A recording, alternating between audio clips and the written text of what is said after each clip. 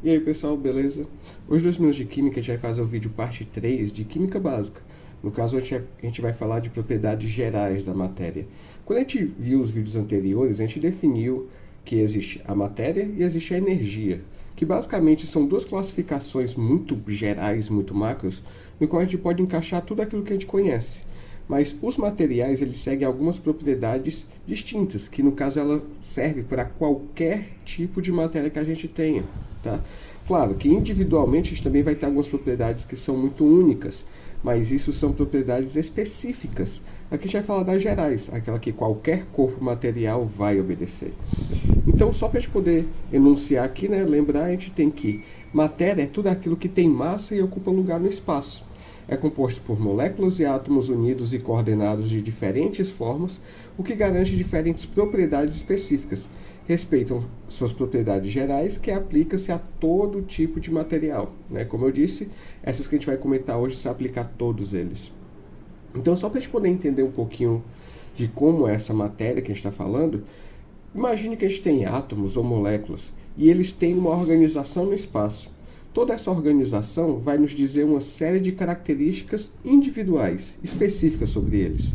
Mas só em dizer que ele é constituído por átomos, por moléculas, eu posso dizer que ele vai ter um peso, ele vai ter uma massa, peso-massa, né, relação gravidade, vai ocupar um volume, vai ter uma elasticidade ou não, compressibilidade e assim por diante, né? Então, se você pegar aqui, por exemplo, esses cubos de gelo, eu coloquei ali a imagem como se eles tivessem todas as moléculas de água que conformam ele bem juntinho umas das outras. E isso é o que vai dar características a esse gelo. Mas imagina que eu aumento a temperatura e esse gelo derrete. E ele vai virar água líquida. No caso de virar água líquida, muda-se ali algumas propriedades físicas específicas que eu tenho, mas ainda assim ele vai obedecer às características gerais de todo o material. Ainda assim vai permanecer com a mesma massa, pode ocupar um volume diferente, vai ter uma compressibilidade diferente, vai ter uma inércia diferente, mas ele ainda tem todas as características mesmo que diferentes, mas ele possui de qualquer forma, né?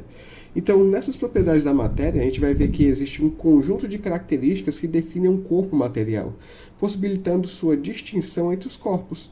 E ao todo a gente tem 10 propriedades gerais, né? Nesse caso, a gente tem qualidades que podem ser observadas em qualquer corpo, independente da substância que o compõe. E daí a gente vai ver que existem, por exemplo, a relação massa, volume, inércia, impenetrabilidade, compressibilidade, divisibilidade, elasticidade, indestrutibilidade. E aqui a gente pode associar cada um deles à sua organização e sua estrutura. Além desses, a gente ainda vai ter a parte da extensão, que relaciona-se com a propriedade, né, massa e volume, e vamos ter também a descontinuidade, que é muito parecido com a questão da divisibilidade, mas a nível muito microscópico, por assim dizer, né, nanoscópico. Isso vai fazer uma grande diferença entre você dividir o material e você observar que internamente ele tem pequenas subdivisões. E tudo isso é devido àquela característica que a gente viu lá atrás. Se ele é material, ele possui massa e ocupa um volume. Isso são os dois conceitos básicos. Mas há várias consequências em função disso. Porque também, se ele é feito de átomos ou moléculas, a gente não consegue destruir ou criar, né? A gente pode transformá-las.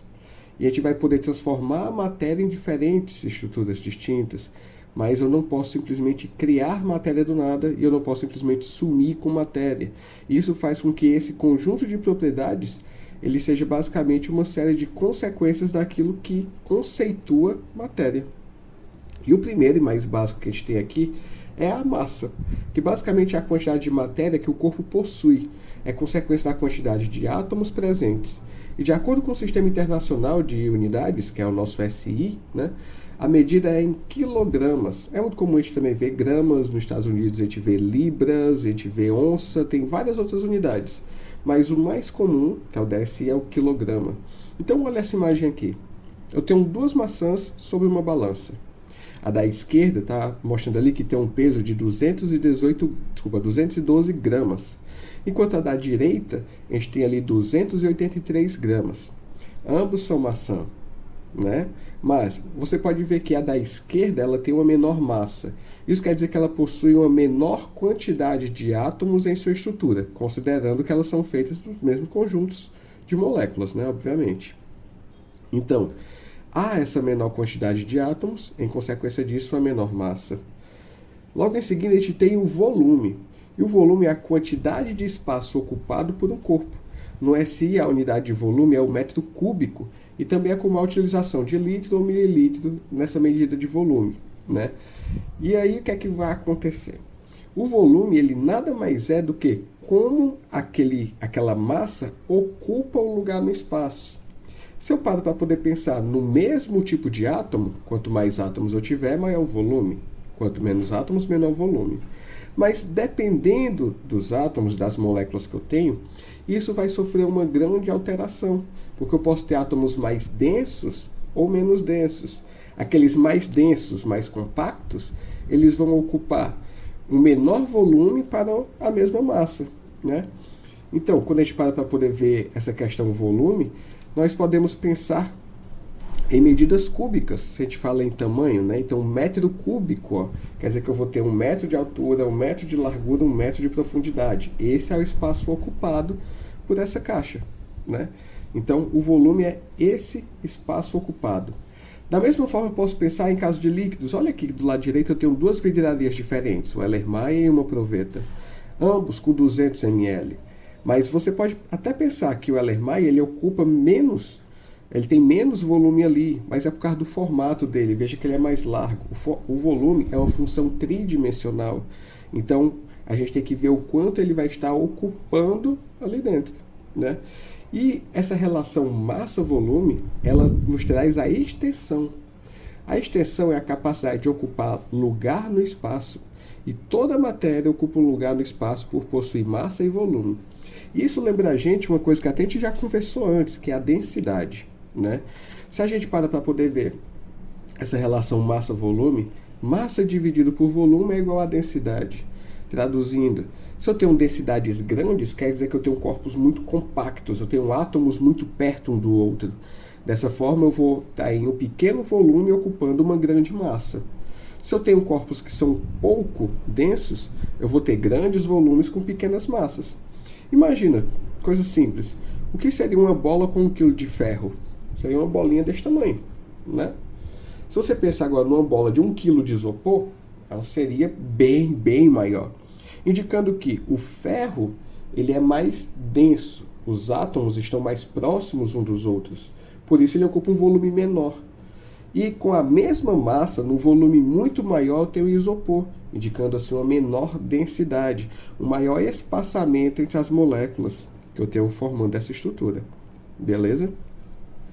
E essa questão da extensão, como disse, né? A gente tem a relação massa-volume, e olha só isso daqui, né? Esse experimentozinho. Imagina que eu tenho um recipiente cheio de água, que ele tem um cano ali que sai, que a gente chama de ladrão, no caso da caixa d'água, né? Quando ele chega no limite, começa a vazar pelo ladrão, que a gente chama. Então, se você tem esse recipiente cheio de água e coloca um corpo ali dentro, o que é que vai acontecer? Nós vamos observar que ele vai ter um excesso de água que vai estar saindo. Esse excesso de água é exatamente igual ao volume da peça que você colocou ali. Tá certo? Então, se eu pego essa pedra aqui, por exemplo, coloco dentro desse recipiente, o volume que está saindo de água vai ser igual ao volume que a pedra ocupa no espaço. Você pode até perguntar, mas e a massa de água que saiu? É igual à massa da pedra? Não.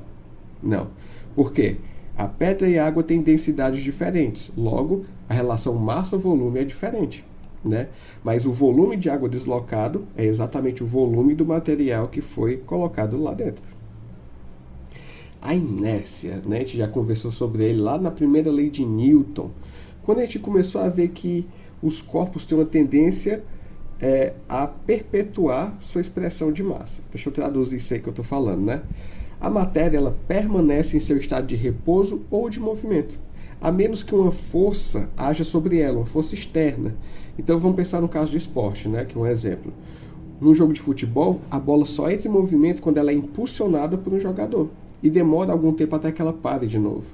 Então, nesse caso, eu tenho que alguém atua com uma força sobre a bola para ela se deslocar. Claro, eu poderia ter uma inclinação também, essa força seria a gravidade, deslocando o corpo, mas eu preciso de uma tendência que faça esse movimento. Os corpos celestes, como a Terra, o Sol, as estrelas, a Lua, o que seja, estão em constante movimento? Sim. Existe uma força externa sobre eles? Existiu, e como a resistência dessa força, a resistência a essa força é muito pequena por eles estarem teoricamente num vácuo, né? Esse movimento se perpetua e ele continua hoje por interações entre as massas, interações gravitacionais, né? Então, houve um movimento inicial que foi perpetuado pela falta de resistência e pelas grandes massas, né? Então, a gente costuma dizer que na inércia, se um corpo está em movimento, ele tende a continuar em movimento. Se ele está em repouso, tende a continuar em repouso, né? E isso depende um pouco do referencial. Olha essa imagem que eu vou colocar aqui. O caminhão está saindo, todo carregado de carrinho de mercantil. Os carrinhos começam a cair no chão e o caminhão vai andando. A grosso modo, o que é isso daqui? Basicamente, o que está acontecendo quando o caminhão está parado, ele é o nosso referencial zero. E os carrinhos de mercantil ali estão parados em cima dele também. Quando o caminhão anda, o caminhão apenas está deslocando-se, enquanto os carrinhos têm uma tendência a permanecerem parados. Então, o caminhão sai, os carrinhos que querem continuar parados em relação ao nosso referencial começam a cair porque eles querem ficar no mesmo lugar. Então, esse efeito aqui ele acontece justamente por isso.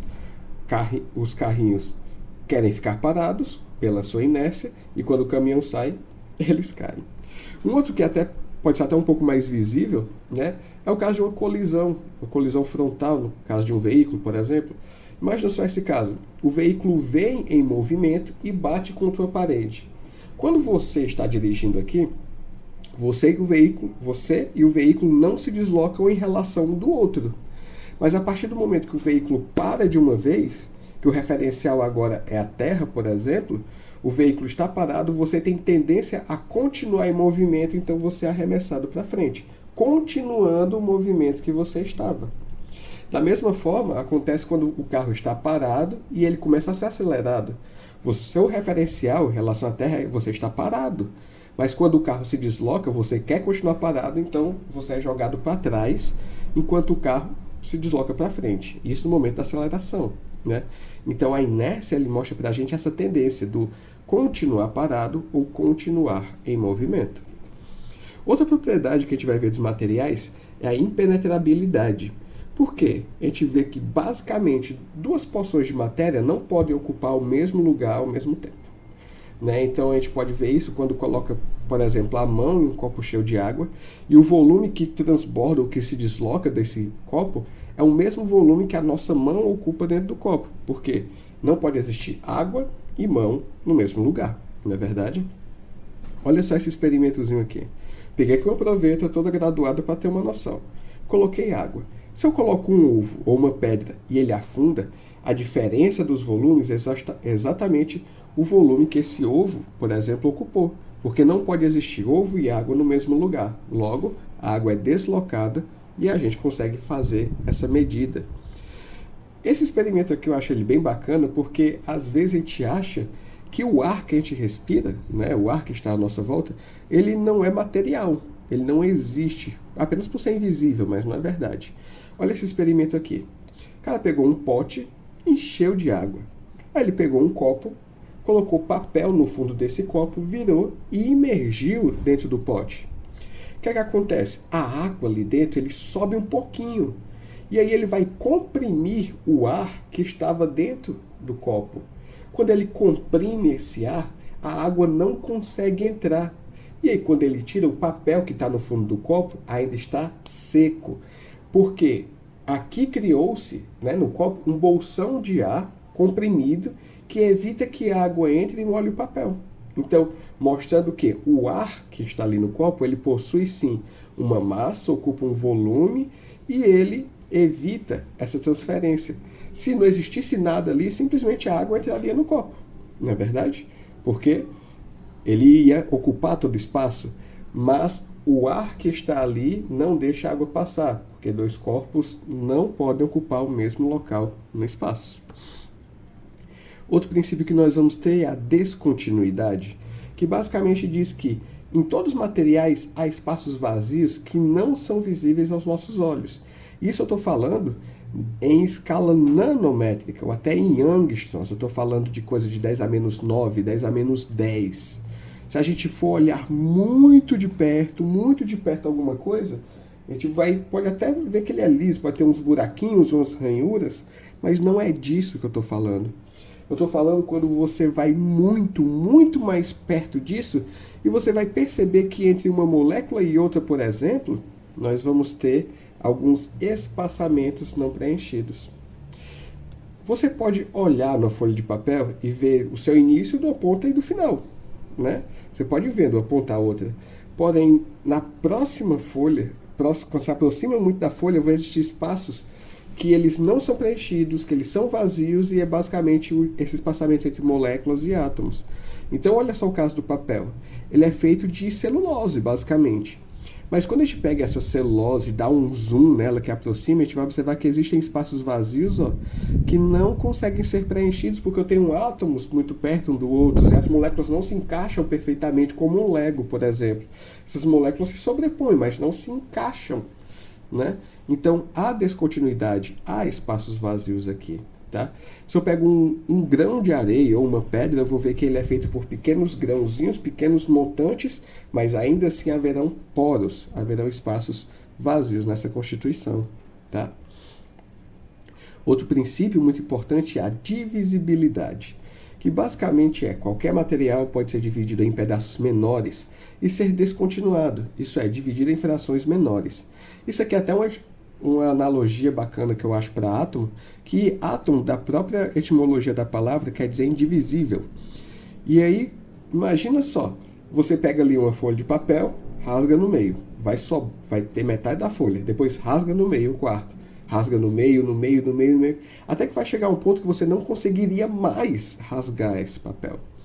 Se você conseguir fazer isso a nível nanoscópico, você vai ter uma molécula de celulose. Você não consegue dividir, porque se você dividir a molécula, ele realmente vai deixar de ser papel, deixa de ser celulose. Então, a divisibilidade é você poder partir o material em cada vez pedaços menores, de tal modo que ele continua com suas características, mas vai estar mudando totalmente sua proporção, né?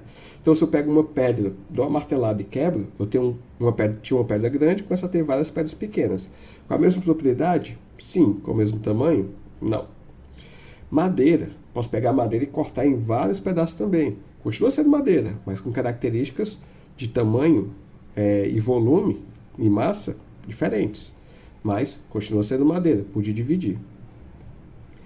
A compressibilidade é um negócio muito bacana, que inclusive vai trazer muita coisa para a gente conversar lá em Físico-Química 1, no estudo dos gases, né, que inclusive tem vídeo aqui.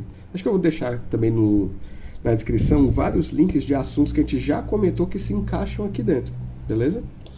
Mas a compressibilidade basicamente é a capacidade da matéria de reduzir o volume ocupado em resposta à aplicação de uma força, muito mais observada em gases do que em líquidos e sólidos.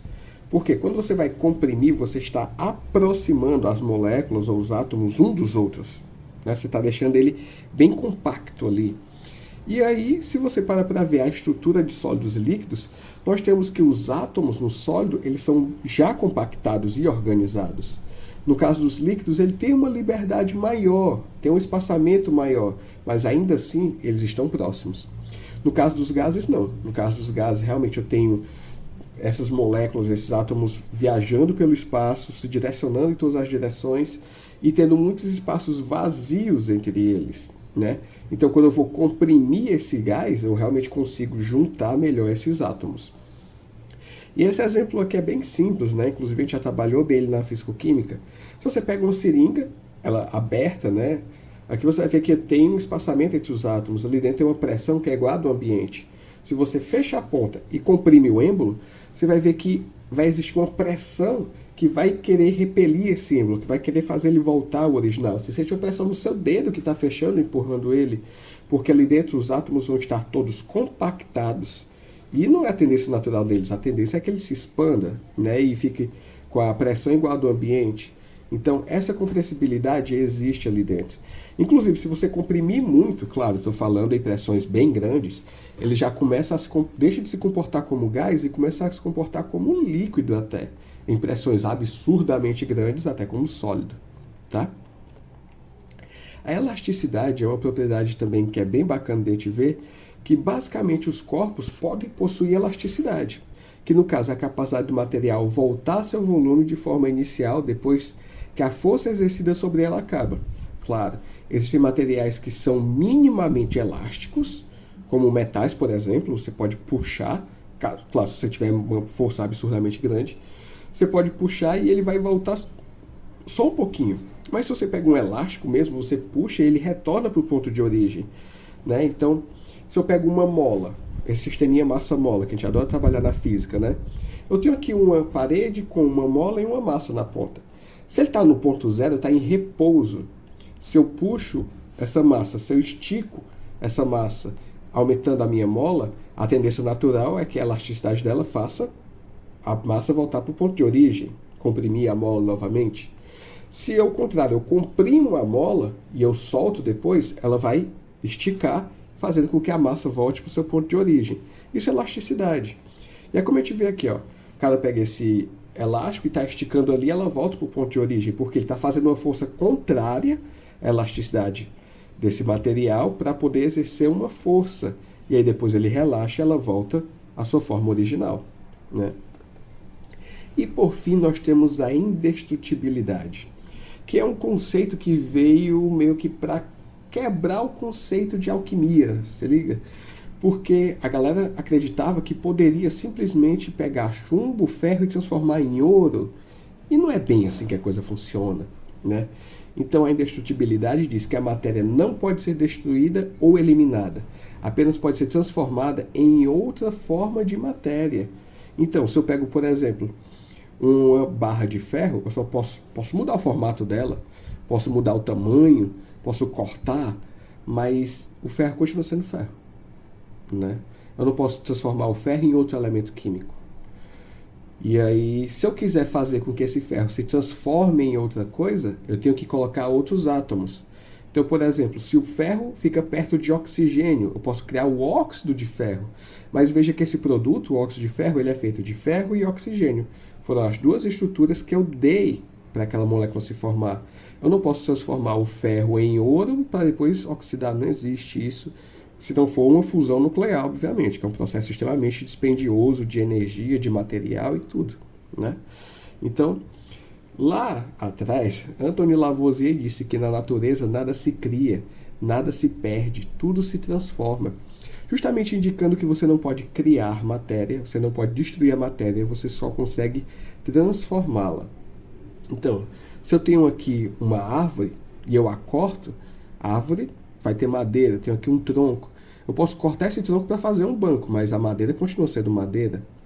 Ah, e se eu queimar esse banco, né? Aqui eu vou ter que, se o banco ele é feito de carbono, hidrogênio, oxigênio e nitrogênio, após queimar, eu apenas vou ter compostos de carbono, oxigênio, hidrogênio e nitrogênio.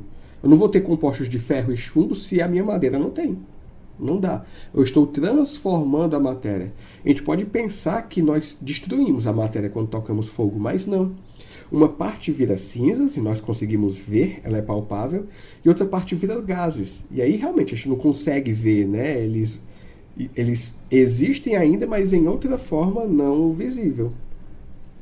Se eu olho, por exemplo, esse caso aqui, olha só, essas latinhas que a gente consome normalmente, joga no lixo, se você for ver a reciclagem delas, elas vão continuar sendo alumínio, sendo estânio, sendo ferro, continua sendo seu material de origem.